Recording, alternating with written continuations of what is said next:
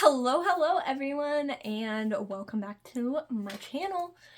And today I just wanted to take a little bit of a break from the writing stuff, and I have a fun, quick video, and I just wanted to share my recent reads. So, I have some really good recommendations for you today. If you like fantasy and a little bit of horror or kind of scary stuff. Okay, I have 4 books that I'm considering my recent reads. This whole video is going to be spoiler-free reviews, so I'm not going to tell you anything that you probably won't know based off the back, or just like my opinion on the story. It's not going to be spoilers, because I hate spoilers. So the first one is Small Favors. Oh, look, we match. Small Favors by Erin A. Craig is really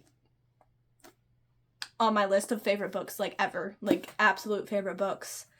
So, let me just explain first. A lot of these books are, well, 3 of them are, like, borderline horror books. They're kind of, like, creepy. 2 of them are dark fantasy. I'm getting into dark/gothic fantasy and horror books. Dark fantasy was kind of the bridge for me between fantasy and horror. I've always kind of liked creepy stuff, but I just wasn't exposed to any of it because growing up, my family didn't really like that stuff, so I never tried it. And now that I'm older, and I really liked reading a lot of Erin A. Craig's books. Well, House of Salt and Sorrows is the other one that I read by her that I absolutely love too, but that will be in a different video. Anyway, if you guys know the movie The Village, that's what this book reminds me of, only better and with magic. So, it's about like this village isolated kind of in this area surrounded by a forest, and basically it's almost like, it's kind of like The Village again, where they kind of live like back then. It sounds like the cities outside might be like taking place like currently, like today, like in the 2000s or whatever. Just based off of like them talking about hospitals, but I don't know for sure because it's not really mentioned that much. But inside they like wear dresses, they have farms, it's kind of like old-fashioned the way they cook and stuff. So don't ask me what time period that would be because I have absolutely no idea, but it's back then, at some point back then. And that makes it really fun because those parts that's talking about, like, the main character is named Ellery.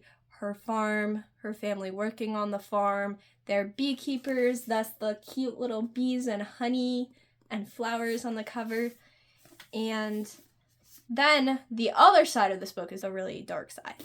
You would not guess it's dark based off what it looks like. That's why it took me so many years to read it after finding out about it.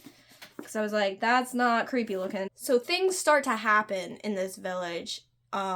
There's like weird animals. There's an attack in the woods of these men that were going to get supplies for the village town thing.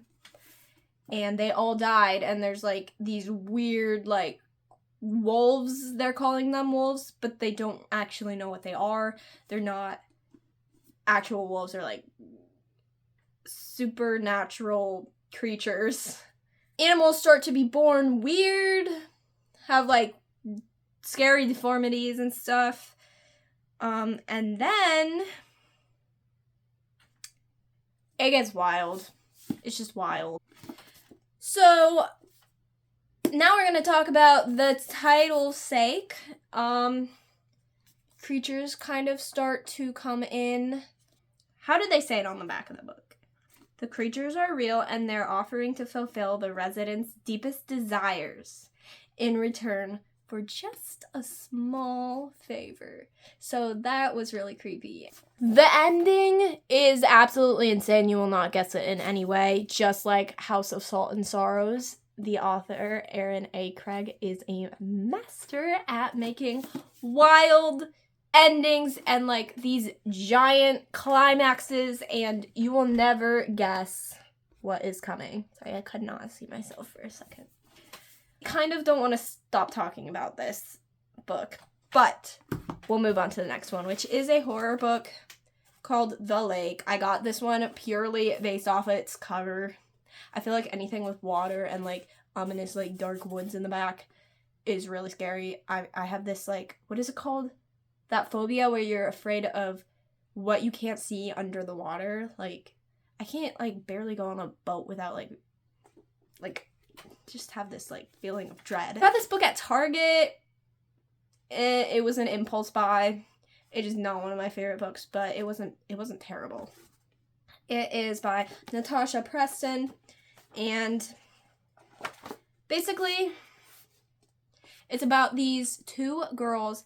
They go back to this summer camp they went to when they were younger, and now they're counselors in training. But they go back knowing that they did something illegal, and I think they call it a crime. They keep saying like, oh, we did a crime. We committed a crime, and no one knows what they did. They were 8 years old. So I was kind of questioning like what could an 8-year-old do that's that bad? But most of the story, you're not really let in on what they did, but there's like tiny little like tiny amounts at a time they're feeding you that this might have happened. Ow, what are you doing, Ninja? I feel like this book could have it took too long to tell you like what they did. I get that it was supposed to be like a build up. Ninja, do not knock that down. But like it could have gone a little bit faster, at least for me. Also, it wasn't scary, to me, at least. It was, like, more of, like, a thriller. There was, like, a good build... Ninja. Say hi, Ninja! There was a, really good build-up, keeping you wanting to read more until you find out. But like I said, it seemed like it took a little bit too long to learn a certain amount. It could have progressed a little bit more in the beginning, so you kind of had more of an idea of what was happening when they just gave you nothing at all. But Ninja, you are shaking everything. Just sit here. Just sit here. Okay. So, but overall, The Lake was a pretty decent book. Next book. I liked it more. Nettle and Bone by T. Kingfisher. Now, I found this book in the horror section at Barnes & Noble. I do not think it's a horror book. It's definitely a dark fantasy / gothic fantasy, whatever you want to call that genre. It is about a princess. It's kind of like fairy tale-esque, but dark fairy tale. Takes a very dark twist on it. And there's godmothers and like fairy godmothers. So basically this is, I want to share the little blurb at the top of the back. It says, this isn't the kind of fairy tale where the princess marries a prince. It's the one where she kills him. That is all I had to read for me to want to read this book, because that hooked me right there. Basically, the girl is a princess. Her older sister married the prince of another kingdom that is more powerful than theirs, and he is abusive and evil and just like an overall jerk. And so, but especially the abuse part is what really worries the main character named Mara, the princess that we talk about. Basically, she wants to protect her older sister, so she goes on this whole quest throughout the story to figure out how to kill the prince, who he's protected by his godmother's spell that she put over him when he was born that says like no outside magic can harm you and stuff. And basically her main idea was to use magic to kill him. She has like some kind of like sorcerer lady who can talk to the dead. They call it a dust wife, and a godmother she finds, and like this other guy, and they go on this quest together to figure out how to do it. It's a very exciting book and sweet and very appropriate. There's nothing inappropriate in any of these books. But like might have a couple curse words. I really enjoyed this book, and I was questioning myself because I'm like, why am I like promoting like murder? Like I don't think Ninja, stop! I don't think murder's good, even if the person is evil. But the main character was so tormented, and like you could tell how she just thought about every angle, and that was the only way to save her sister and to save herself, because if her sister was eventually murdered by the prince, which she fully expected would happen, she would be next in line to marry him. So she believes this is her only way to do it. But it was a very fun book, and I very much definitely recommend Nettle and Bone by Kingfisher. Okay, the fourth and the last book on my recent reads list, I guess, is Winter, book 4 in the Lunar Chronicles series by Marissa Meyer. I am not actually done with this, but I'm getting there, and it is one of my favorite series. Cinder is the first book.